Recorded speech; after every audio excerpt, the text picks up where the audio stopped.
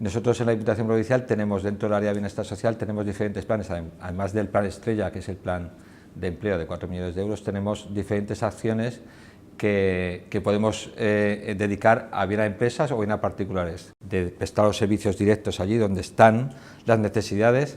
Pienso que es una compenetración entre servicios, entre la Diputación y la comarca que es esencial para que esos municipios sigan subsistiendo.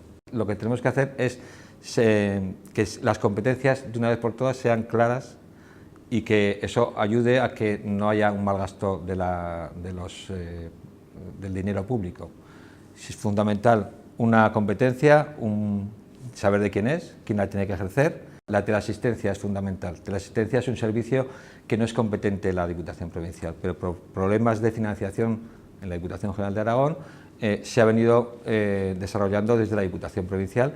Lo seguimos desarrollando porque pensamos que más de 2.000 personas mayores o necesitados están recibiendo ese servicio y creo que es fundamental que sigamos ayudando.